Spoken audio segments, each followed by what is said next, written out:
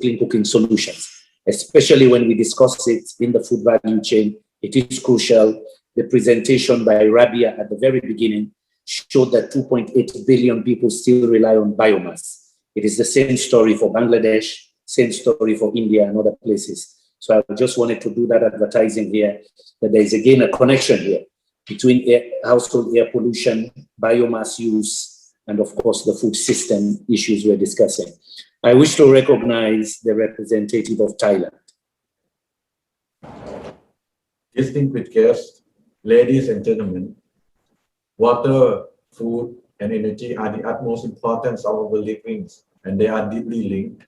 Thailand is well aware of the challenge, so the government has indicated the master plans on water, food, and energy together. All the plans are intensively developed under the 20-year national strategy to support the energy transition and sustainable development with the fundamental concept of bio-circular clean economy, or BCG. The BCG model has been a fundamental to underpin the Thailand 4.0 policy as a strategy to drive the economic and social development through the promotion of sustainable agriculture, clean energy, and responsible consumption and production, ensuring the conservation and sustainable utilization of biodiversity, and protecting environment and ecosystems.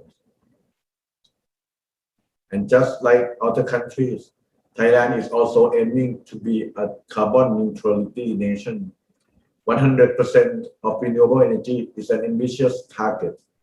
Therefore, we have put together our strong efforts in order to pave the way for the smooth transition and sustainable development. Since Thailand is an agriculture country, the interlinkage between agriculture and energy is critical. The Ministry of Agriculture and Cooperatives has set up the plans to deliberately expand the production of energy crops like oil palm, cassava, and sugarcane. These plans are aiming to manage all the energy crops in Thailand for the most effective ways, including zoning area, pricing improvement, market opportunities, and demand-supply value chain management.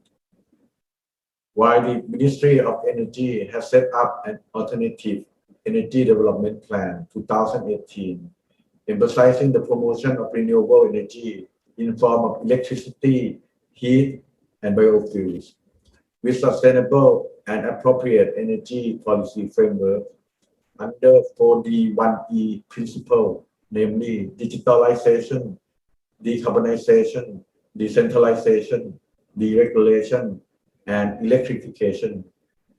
Allow me to mention a few examples how we strategically integrate agriculture and energy. The first example is Community Power Plant Project. The project targets to produce 150 megawatts of electricity from 40 community-owned power plants, utilizing bioenergy crops, planting invested land areas around the country. Community power generation will serve as distributed energy supply and create more income and jobs and food security for the country. So this is how Thailand integrated all plans from all sectors together to balance and sustain food and energy security. Additionally, international cooperation in terms of sharing knowledge, technologies, resources, investments, and finance are needed to achieve sustainable development goals and smooth transition. We are ready to engage with and support the implementation of international cooperation to achieve those goals in the future together. Thank you very much and stay safe. Thank you to the representative of Thailand. We recognize the representative of Honduras.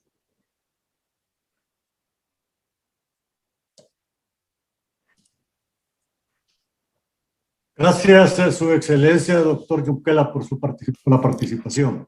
Thank you very much, Excellency. Good afternoon, ladies and gentlemen. I'd like to begin my intervention with a few data.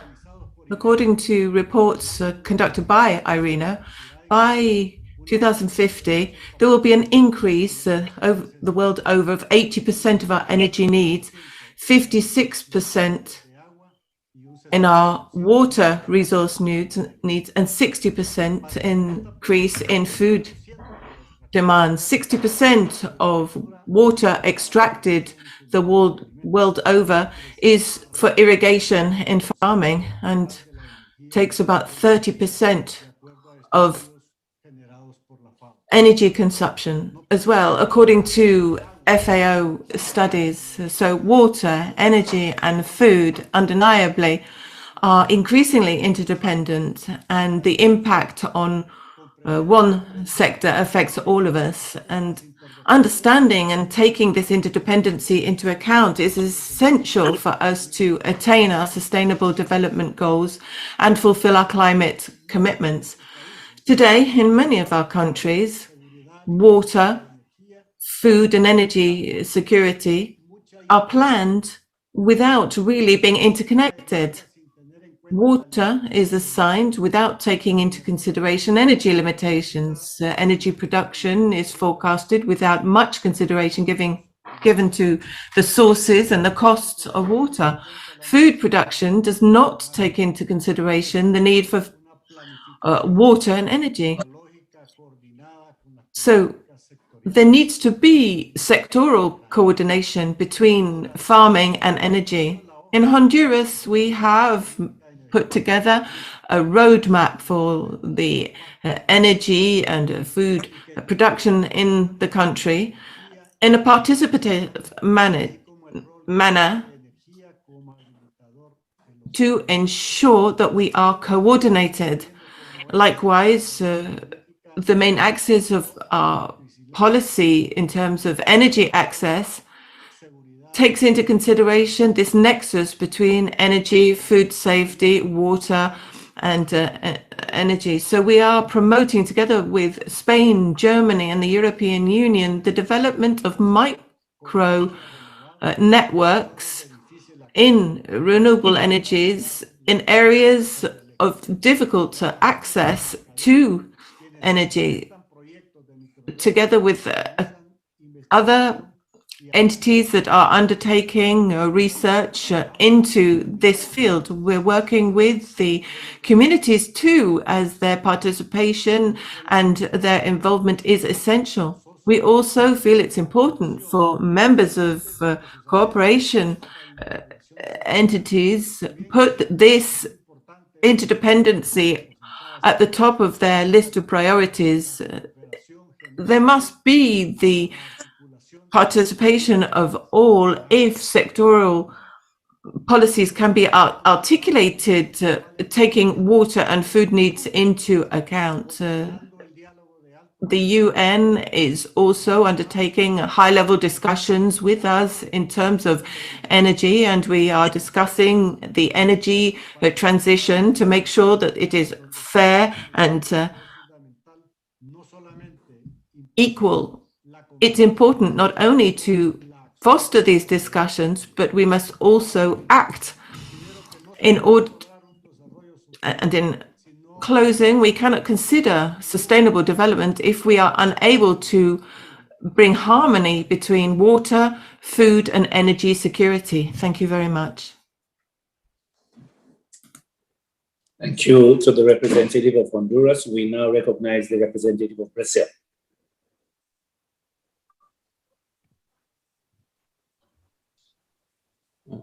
Thank you very much, Mr. Chair. Well, good afternoon, everyone. On behalf of the Brazilian government, I would like to thank IRENA for the opportunity to speak a few words about the Brazilian experience in promoting the use of bioenergy in the food industry, as well as in the sustainable use of bioenergy in the context of food security. Well, first of all, I would like to emphasize that this particular topic is extremely important for Brazil, since, in our opinion, it is not possible to have food security without having energy security. And the source of energy matters, of course. In addition, Brazil has long argued that the bioenergy is a vector for regional development. So we have both things linked. In our national biofuels policy, it enables the extremely relevant share of bioenergy in our energy mix, either through biofuels, which today account for about a third of the fuel supply, or through biomass bioelectricity. We must remember that the Brazilian production of biofuels takes place in a context in which the country is one of the largest food producers in the world. In short, the nexus water, energy, and food, already mentioned here, can and must be understood in the context of the possibilities of sustainable development. It is necessary to contextualize always the links between water, energy, and food within the scope of the development needs of each country. Furthermore, it is emphasized that there is no implicit and necessary trade-off between the use of water resources, energy production, and food security. The essential thing is that each country knows how to apply adequate measures for the sustainable management of its resources, maintaining a strong commitment simultaneously with the well-being of society and the protection of the environment. In this sense, it is important to highlight an important contribution of the BioFuture platform document. The document is Creating the BioFuture, a report on the state of low-carbon bioeconomy, from which we can read, I quote the report, although not listed as a barrier by countries, the competition of food versus fuel is a common concern among policymakers and has influenced the advanced biofuel market to some extent. In particular, in Europe, the ILUC directive caps the volumetric contribution of biofuels from crops grown on agricultural land, motivated by concerns that these may cause an upheaval in food costs and provoke induced land use change, offsetting their contributions to a low-carbon economy. While biofuels could lead to such undesired effect, it is important to note that impacts on ILUC depend on country-specific context and a number of variables such as agricultural practices and feedstock management. The report goes on mentioning that in a collaboration among the IEA Bioenergy Technology Collaboration Program, IRENA and FAO, Bioenergy for Sustainable Development, best practices that can be adopted to minimize impacts over food security were listed. In particular, number one, the identification of limitation of suitable areas for biofuel production through mechanisms such as agroecological zoning or contract farming. Number two, agricultural intensification and landscape planning to increase the output per unit of land. Number three, restoring degraded land and integrating production systems.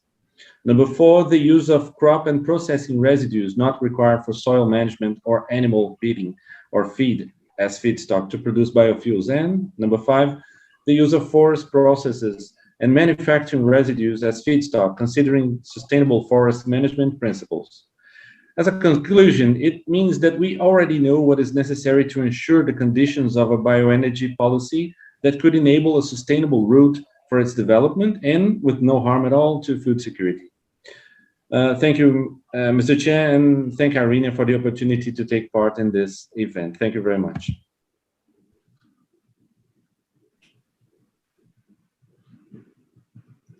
Of Brazil, I want to say that I have seen the superb work done by Embrapa in Brazil in reclamation of land for use for agriculture. I have also seen the integrated approach in Foz do Iguaçu, bioenergy, irrigation, livestock production, crop production as well. We hope other countries can learn from that. Well, I am most honored that IRENA gave me the opportunity to moderate these sessions, but it is now the time that I hand over to the legitimate chair. Madam Chair, over to you. Thank you so much, Dr. Mkela, for and being able to steer the ship so well. I would like to thank all of you for your interventions. I see no more requests for the floor. It is my pleasure now to give the floor to the Director General to address the issues raised and provide an overall reflections. Over to you, Director General. Thank you, Madam Chair. And I have to say that having Kande moderating the debate and always pointing out the conclusion after each intervention, I think my task is very simplifying now. So I just can say that we will take note of all the comment that has been made, and very well resume, I have to say, from my friend Kande. If you allow me a general reflection of the sense of this meeting, as I told you in my brief introduction, this is a time where IRENA is particularly satisfied, because we have been, I just say, after years where our work on renewables and on the future energy system based in our vision on renewables. Now this vision that was considered a niche vision some years ago, I think after the summit, the Baden summit, the commitment of G7, the commitment of many countries to get net zero. So the vision of IRENA, of the energy system of the future, has become mainstream. So everyone now is speaking the language that we have been speaking for years. But it's important to know that the scenario sometimes, say, equation and numbers that come from models. So through the models, we can try to understand what may happen and where we have to be, and what we have to do for getting there. But as the debate of today has been clearly demonstrated, the scenario, okay, we can use the models, but in fact, what is count as the people, the human being. So many of you have made clear how many are the interconnection among the energy system that we are building with the different sector, in this case, the agriculture and food sector, the public sector, the private companies, the markets. So all this interconnection that make important not only work on the scenario, on the building the key numbers for the future, but it's also important working with the people, working with the representatives of the government. We had a very good debate today, I have to say, and show how many experience of different kind as coming from different parts of the world. So we are all in the condition to learn from each other on the best way. I found funny that Kande has remembered to our friends from the Asian Development Banks, say, so talk about also your old colleague of the African Development Banks to show the experience that you are playing in venture capital. But we have many things that come from our debate. And so this all discussing this key item makes us able to adapt to the world, also to push for the world we are going to, and also trying to make the best of it. So trying to find a way. We have to understand, first of all, that the global is not one. The global is any one of you. Many countries. Sometimes there are countries that are more than one single world. So it's important that we tailor our way to implement our way to a clean energy system, taking into account of all this difference. And many of you have mentioned the work of the collaborative framework, where we can work together with the private companies, with all the stakeholders, in trying to understand what's happening, how we can do better. So this makes me very happy because it makes relevant what the work of IRENA is doing. So try to connect the models with the realities and make people working together to get the best of what's happening in the world in terms of going through a clean energy system. So I'm really happy about this, and I thank you very much for the participation of this discussion. It's the first day of the 21st IRENA Council. So thanks, special thanks to my friend Kande for his excellent moderating. Thanks, my thanks to Gloria. It has been an excellent chair for today. So, Madam Chair, thanks again, and back to you. Thank you, Director General, for your reflections. I would like to propose that the Council takes note of the reflections made by the Director General, and I would like to just quickly summarize some of the issues for today.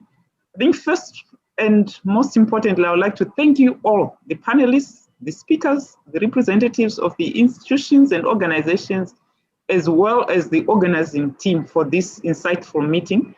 We have had very strong participation from IRENA member states, states in association, partners during today's meeting.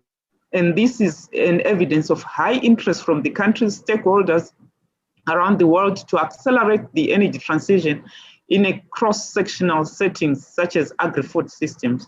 Indeed, the topic of today, focusing on energy transition and food systems for sustainable development, is key, important, and to ensure food security, improving livelihood, and advancing innovation. I think I remember one of the presentations where she said, one of the presenters who said, better production, better nutrition, better environment, and better life. So there's a lot of SDGs which we are putting in this whole food and water and energy nexus. I'm very pleased by the diversity of countries participating today, presenting their perspectives on best practices and sharing experiences on how renewable energy technologies are modernizing and energizing agriculture and the food value chains. I think the key issue which came out is the post-harvest reduction of losses, the need for efficiencies, and the clean cooking related also to agriculture. I would like to encourage IRENA to continue to support and facilitate its membership in promoting deployment of renewable energy in cross sectors like agri-food. And I'll also hope that the countries and partners will continue to actively participate in advocacy and outreach activities of IRENA in this respective domain. I'll work closely with the Secretariat to capture the issues raised during this meeting and present them as part of my report to Council. This report will be presented tomorrow. I would also like to express my sincerest gratitude to all the interpreters who have been working tirelessly, and thank you all for the positive and constructive meeting. This concludes our consideration of the programmatic discussions on energy transition and food systems for sustainable development. This meeting is now closed. Thank you. Thank you.